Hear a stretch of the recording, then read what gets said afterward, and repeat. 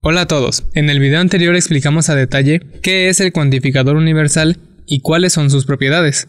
Mencionamos que este cuantificador expresa que todos los elementos de un universo tienen una misma propiedad, pues existen ocasiones en las que en lugar de querer expresar que todos los elementos del universo cumplen alguna propiedad, queremos expresar que existe al menos un elemento en el universo con cierta propiedad, como por ejemplo en las siguientes frases.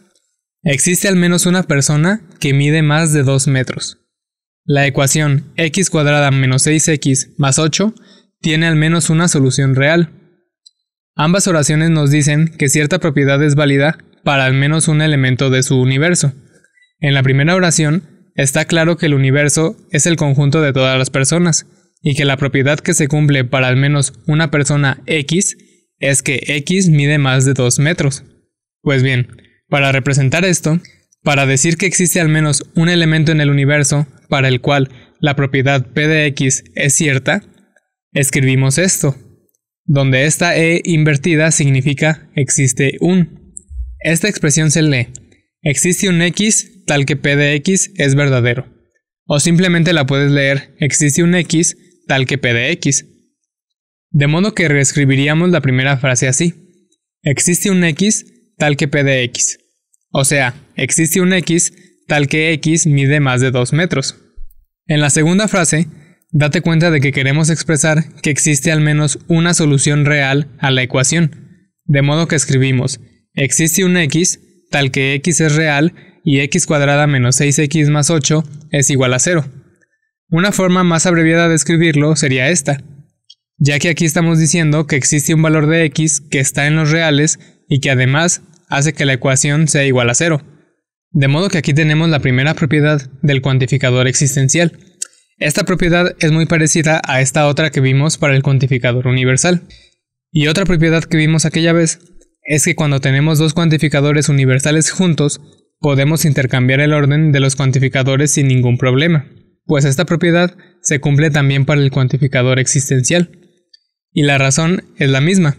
Al intercambiar los cuantificadores, simplemente cambiamos el orden en el que entran las variables, pero no alteramos lo que hacemos con dichas variables, que es lo que le da sentido a la oración. Y pues ya está. Es muy sencillo entender el cuantificador existencial cuando está de forma explícita, pero hay veces en que se esconde un poco en la oración. Por ejemplo en este enunciado. Para todo número real n, si n es divisible entre 15, entonces n es divisible entre 5. Las primeras palabras de este enunciado nos hacen pensar en el cuantificador universal, mientras que el resto de la oración es claramente un condicional. De modo que escribimos, para todo n perteneciente a los reales, si n es divisible entre 15, entonces n es divisible entre 5. ¿Pero qué significa realmente que n sea divisible entre 15? Recordemos que x es divisible entre y si existe un número entero m, tal que m por y es igual a x. De modo que nuestro enunciado quedaría así. Para todo número real n, si existe un entero m, tal que m por 15 sea igual a n, entonces existe un entero l, tal que 5 por l es igual a n. Recuerda que en esta parte es muy importante cambiar la m por otra letra, porque m y l pueden no ser iguales. Si quisiéramos demostrar este enunciado, tendríamos que ponerlo primero en esta forma para poder estructurar la prueba de manera correcta. Por eso es tan importante entender las formas lógicas.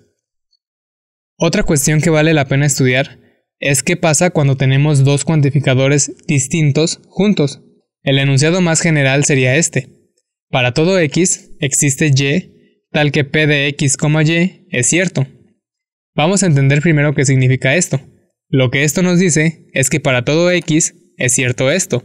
O sea, para todo x es cierto que existe un y, tal que p de x, y es verdadero. Vamos a poner un ejemplo sencillo para verlo más claro.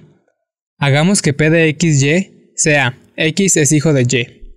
De modo que nuestro enunciado sería, para todo x es cierto que existe un y, tal que x es hijo de y. Por ejemplo, haciendo que x sea igual a Juan, entonces existe una persona y, tal que Juan es hijo de y. En este caso, y sería María, porque Juan es hijo de María. Si ahora x es Pablo, entonces y sería Rubí, porque Pablo es hijo de Rubí. Es decir, lo que expresa el enunciado es que todos somos hijos de alguna persona. Puedes ver que este enunciado es cierto siempre, sin importar quién sea X y quién sea Y, porque todos nacimos de alguien. Veamos qué pasa si cambiamos el orden de los cuantificadores y escribimos: existe un Y tal que para todo X, X es hijo de Y. Aquí estamos diciendo que existe una persona Y tal que para cualquier persona X, X es hijo de Y. O en otras palabras, esta oración nos dice que existe una persona que es padre de todas las personas del planeta, lo cual es falso. Puedes ver cómo no podemos intercambiar los cuantificadores cuando son distintos. Estas dos expresiones no son equivalentes. Las fórmulas que sí son equivalentes son estas dos. Veamos de manera intuitiva el por qué son equivalentes. Hagamos que P de X sea X es millonario, donde el universo de X es el conjunto de todas las personas. De modo que esta fórmula nos dice que no es cierto que todas las personas son millonarias. Y la segunda fórmula nos dice que existe al menos una persona que no es millonaria. Es muy fácil ver cómo ambas fórmulas dicen lo mismo. De igual forma se cumple esta otra equivalencia.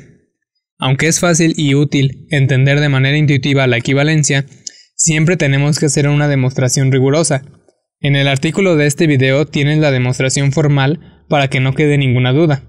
Aquí solo haremos un ejercicio para entender cómo deben usarse estas equivalencias.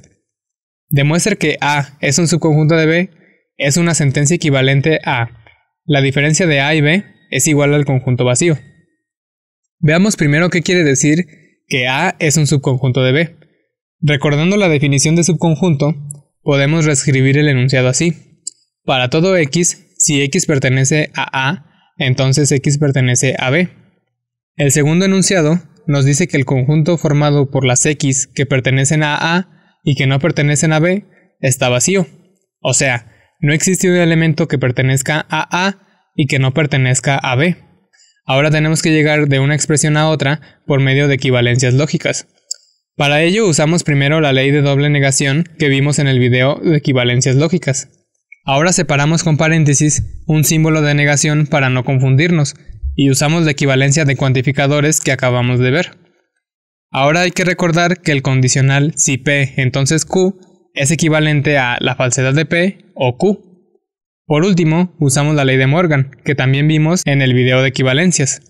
Y puedes ver cómo nos queda el resultado deseado. Con esto ya hemos demostrado que ambas expresiones son equivalentes. Esto es muy útil hacerlo porque cuando demostramos teoremas, muchas veces vienen en formas complicadas, y el reescribir el enunciado a una forma que comprendamos mejor nos va a facilitar mucho las cosas.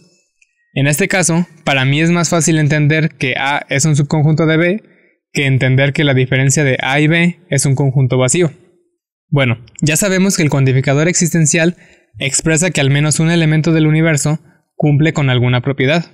Pero hay ocasiones en las que queremos expresar que solamente existe un elemento en el universo que cumple con dicha propiedad. Es decir, no hay 2, no hay 3, no hay 0, hay solo 1. Pues bien, para expresar que existe únicamente un elemento en el universo que cumple con la propiedad P de X, escribimos esto. Simplemente agregamos un símbolo de admiración a la derecha del cuantificador. Como ejemplo sencillo tenemos este enunciado de teoría de conjuntos. Sea U cualquier conjunto. Pruebe que para todo conjunto A perteneciente al conjunto potencia de U, existe un único conjunto B perteneciente al conjunto potencia de U, tal que para cada C en P de U, la diferencia de C y A es igual a la intersección de C y B. La primera parte del teorema nos recuerda que tenemos que usar el cuantificador universal, de modo que escribimos para todo U. Después volvemos a tener un cuantificador universal, pero para la variable A. Luego tenemos nuestro cuantificador existencial único, de modo que escribimos existe un único B perteneciente al conjunto potencia de U. Y después hay otro cuantificador universal para la variable C. Y por último escribimos la conclusión del teorema. Lo que estamos diciendo aquí es que para todo conjunto U, es cierto que para todo conjunto A en P de U, existe un único B en P de U, tal que para todo C en P de U, la conclusión es válida. Es lo mismo que el teorema original, solo que en símbolos lógicos. En el artículo puse otro ejemplo por si quedó alguna duda, y también agregué una propiedad que no mencioné aquí. Pero con lo que vimos, ya sabes todo lo necesario para comenzar a traducir los teoremas formalmente.